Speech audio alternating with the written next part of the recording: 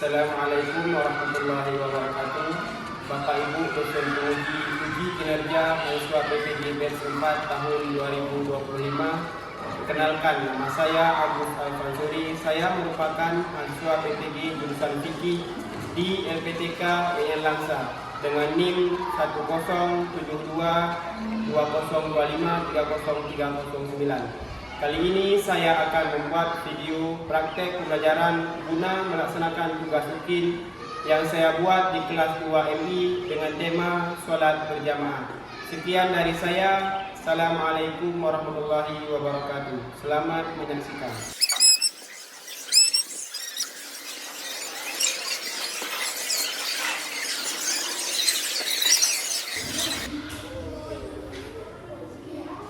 Assalamualaikum.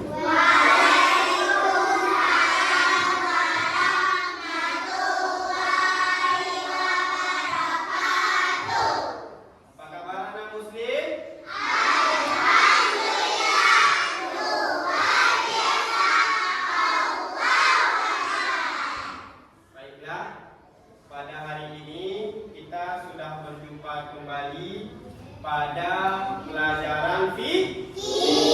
Baiklah, sebelum kita belajar seperti biasa kita akan membaca doa terlebih dahulu. Siapa ketua kelasnya? Maju ke depan untuk memimpin doa.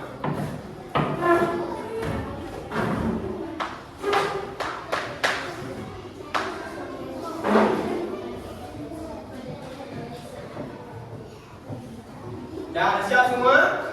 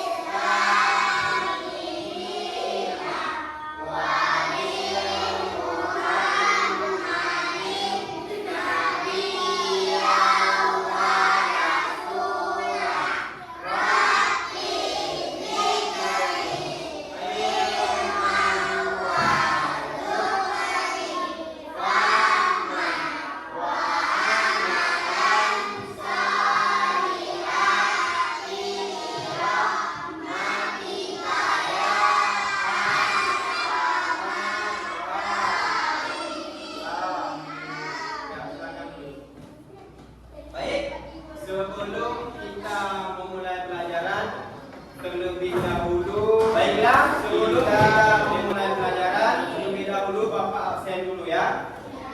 Ada berapa semuanya di lokal nih? 28. Ada yang gak hadir? Arfan. Kenapa dia gak hadir? Kenapa gak hadir? Sakit ya? Ya, mudah-mudahan yang sakit biar cepat sembuh, yang izin nanti supaya bisa cepat sekolah kembali. Dengarkan lagu apa? Lagu Pancasila. Silakan berdiri semuanya. Sekali sama-sama ya. Nah, 1, 2, 3.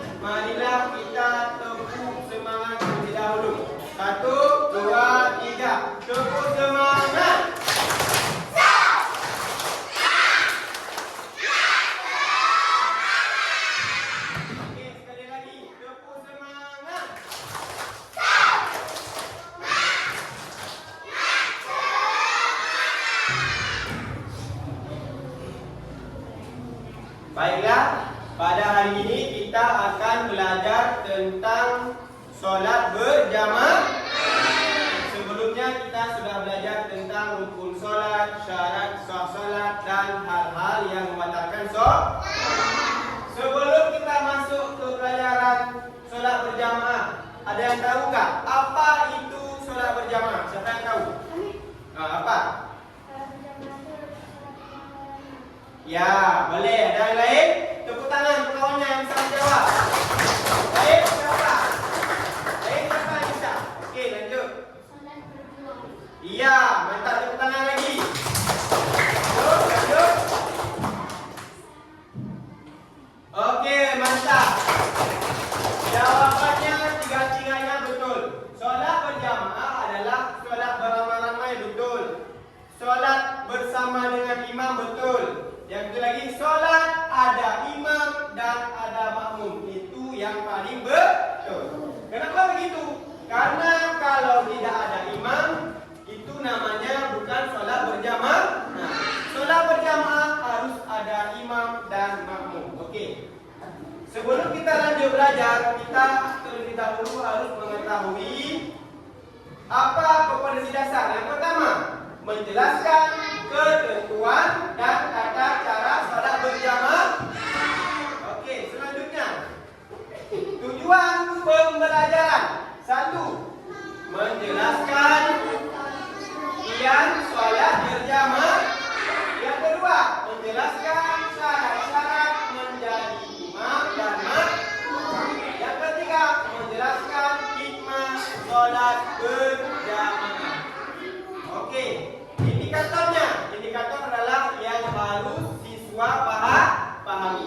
Nanti ada bapak kasih LKPD, kalian jawab. Kalau kalian sudah mengerti 3 hal ini, pasti kalian bisa menjawab. Yang pertama, siswa dapat menjelaskan pengertian sholat berjamaah. Yang kedua, siswa dapat menjelaskan syarat-syarat menjadi imam dan makmum. Yang ketiga, siswa dapat menjelaskan hikmah sholat berjamaah. Oke, lanjut. Yang pertama, seperti bapak tanya tadi, pengertian sholat berjamaah. Sholat berjamaah adalah sholat yang dilakukan bersama-sama, yang di depannya ada imam, di belakang imam ada makmum. Ini contohnya. Di depan ini siapa namanya? Di belakangnya makmum. Minimal dia harus ada 2 orang. Ada imam dan ada makmum. Pak tanya. Misalnya di masjid ada jamaahnya laki-laki, ada jamaahnya juga perempuan, campur. Di masjid biasa kalau ada sholat tarawih. Yang menjadi imam siapa? Laki-laki atau perempuan? Yang bertanggung jawabnya. Oke, kalau jamaahnya semuanya laki-laki, siapa yang jadi imam? Kalau jamaahnya semuanya perempuan, siapa jadi imam? Oke, boleh perempuan, boleh laki-laki. Syarat perempuan menjadi imam adalah jamaahnya harus perempuan semua. Oke, lanjut. Nah, setelah kita tahu pengertian, kita juga harus tahu apa hukumnya. Hukum salat berjamaah adalah sunat muakkad. Sunat muakkad itu adalah sunat yang diberatkan. Kenapa diberatkan? Karena pahalanya sangat besar. Seberapa besar pahalanya?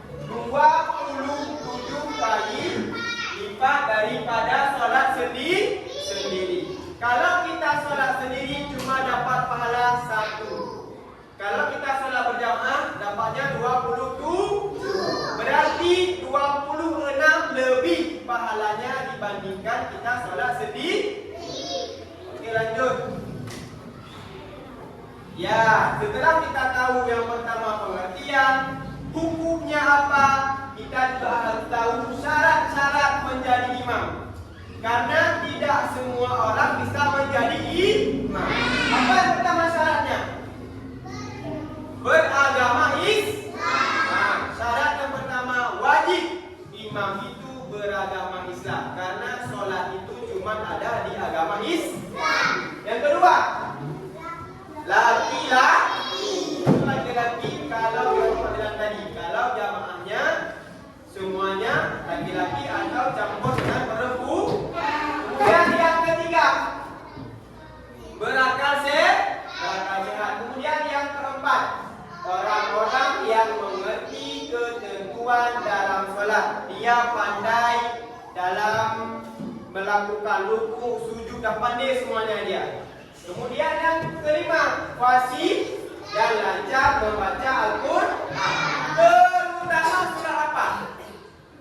Terutama surah Al-Fatihah. Karena Al-Fatihah itu merupakan rukun yang wajib kita baca ketika sholat. Kalau tidak baca Al-Fatihah, maka sholat kita tidak sah. Oke, lanjut. Setelah syarat menjadi imam, selanjutnya syarat menjadi makmum, yaitu orang yang berdiri di belakang imam. Apa syaratnya? Yang pertama, berdiri di belakang imam. Ini contohnya. Ini imamnya di depan, makmumnya di belakang. Tidak boleh sejajar, harus di belakang. Kemudian yang kedua, berniat menjadi makmum. Seperti sholat biasa. Sahaja aku sholat maghrib 3 rakaat menghadap kiblat mengikuti imam karena Allah Ta'ala. Berarti dia sudah meniat dia menjadi makmum karena dia sudah mengikuti imam. Kemudian yang ketiga, mengetahui gerakan imam. Contohnya, misalnya imam bilangnya Sami Allahu liman hamidah. Dia kan nggak lihat atas imam karena lagi ruku. Kalau dia bangun tahu Sami Allahu liman hamidah, Allahu Akbar, dia tahu semuanya tanpa melihat imam. Kadang kita berdiri di saf paling belakang, imamnya nggak nampak. Kita cuma dengan suaranya aja, tapi kita tahu oh ini ruku, oh ini sujud. Kita tahu semuanya karena kita sudah pandai tentang tata cara sholat. Yang keempat, mengikuti gerakan imam. Oke, lanjut. Nih, dah jangan ikut. Sholat berjamaah itu sangat banyak pahalanya. Tapi ada juga yang kita dibolehkan untuk tidak sholat berjamaah. ada beberapa halangan yang membolehkan kita untuk tidak sholat berjamaah. Apa yang pertama? Hujan deras dan terus menerus. Seperti yang kejadian beberapa bulan yang lalu. Hujannya sampai 3 hari 3 malam. Karena hujan yang kita takutkan akan menjadi banjir, maka dibolehkan kita untuk sholat di rumah. Kemudian yang kedua, udara yang sangat dingin atau panas. Itu biasanya cuaca buruk. Kalau kita keluar rumah takut nanti kita sakit. Kemudian yang ketiga, sakit parah. Kita sakit, nggak sanggup bangun.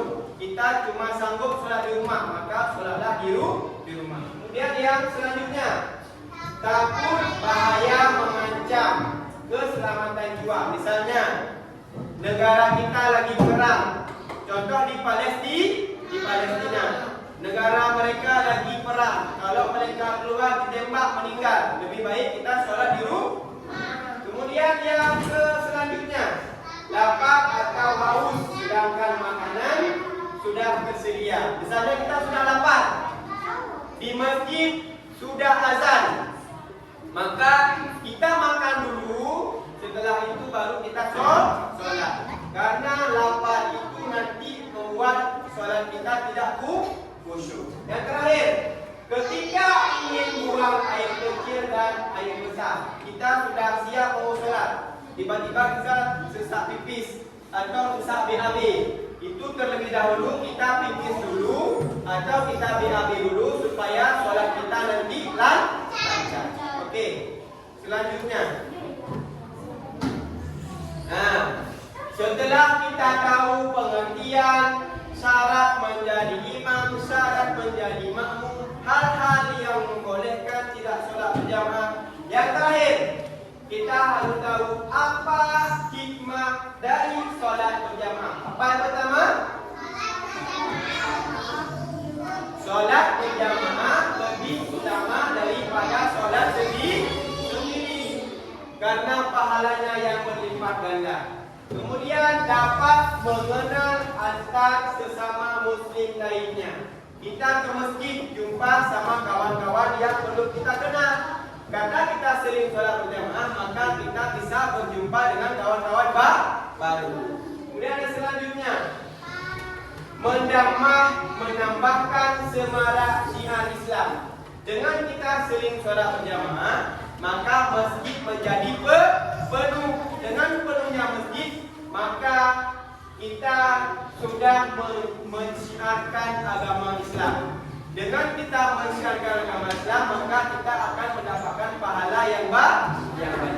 Yang terakhir, menambah keakraban antar muslim. Oke, mantap. Selanjutnya. Oke, sudah habis. Kita sudah belajar yang pertama tentang pengertian sholat berjamaah. Yang kedua, syarat menjadi imam dan makmum. Kemudian hal-hal yang boleh tidak sholat berjamaah. Selanjutnya, hikmah sholat berjamaah. Baiklah anak-anak, untuk pembelajaran kita pada hari ini sudah selesai. Sekarang Bapak akan membagikan LKPD kepada semua kelompok. Nanti setelah kalian jawab, satu perwakilan dari kelompok nanti untuk bangun ke depan untuk mempresentasikan. Satu orang saja ya. Bapak kasih waktu 10 menit untuk mengerjakannya ya.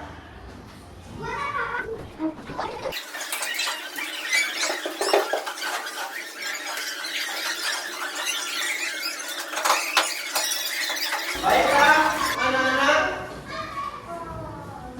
sekarang Bapak akan memanggilkan satu perwakilan kelompok untuk mempresentasikan LKPD yang sudah kalian buat. Tadi sudah Bapak bagi ada 6 kelompok. Perwakilan dari kelompok 1, silakan bangun.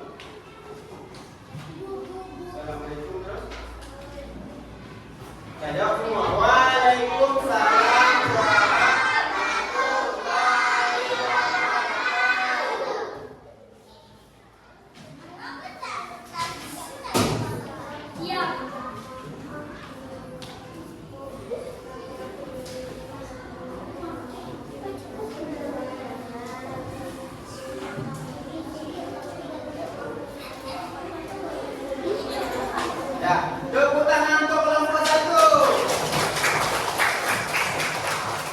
Kelompok 1 jawabannya hampir benar semua. Alhamdulillah. Silakan selanjutnya maju perwakilan kelompok 2. Ini berdiri.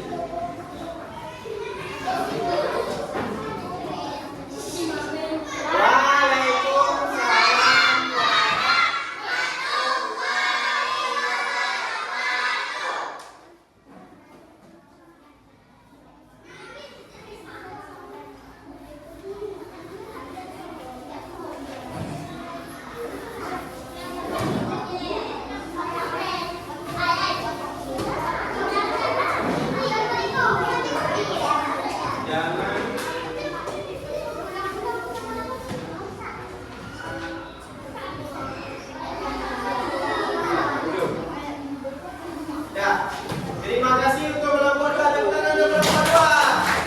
Ya, kelompok 2 dapat jawabannya sangat betul. Ya, sekarang perwakilan dari kelompok 3.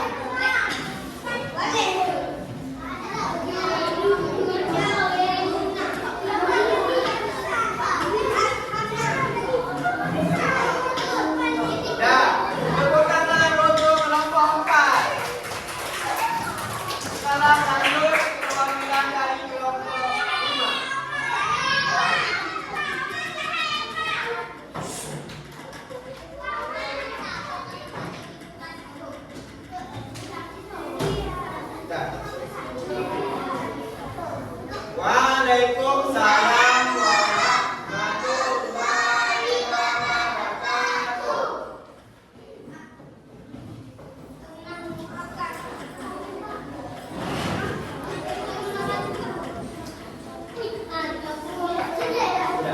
Ya, tepuk tangan untuk kelompok 5. Selanjutnya terakhir kelompok 6. Silakan kelompok 6.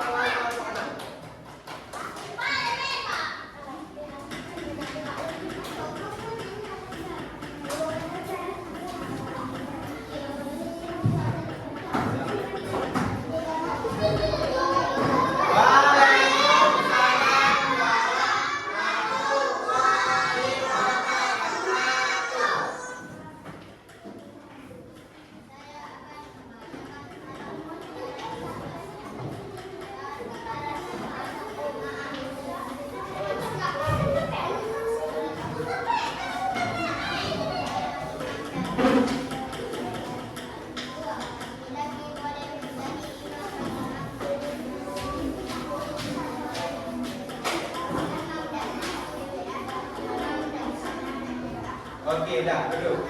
Dah, tepuk tangan untuk kelompok 6.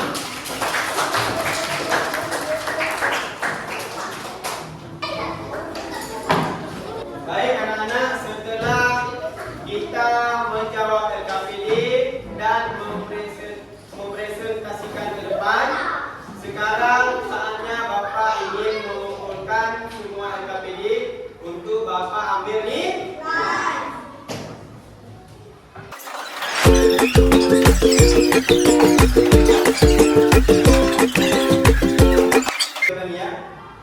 Baiklah, pada hari ini kita telah mengerjakan pembelajaran tentang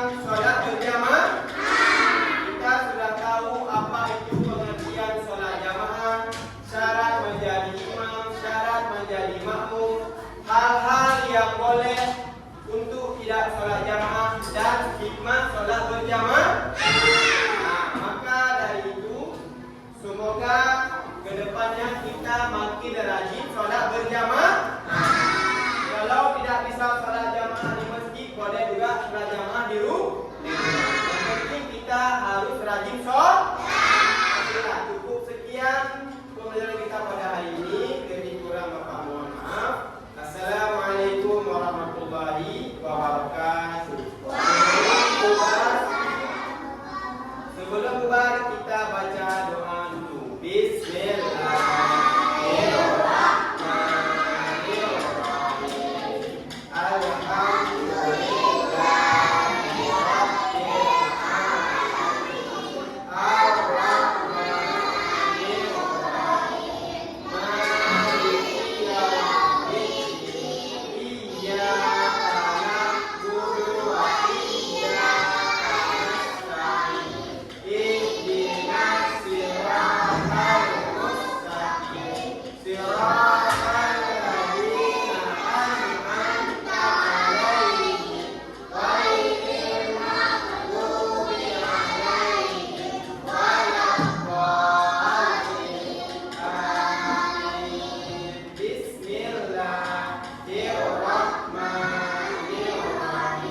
Rabbana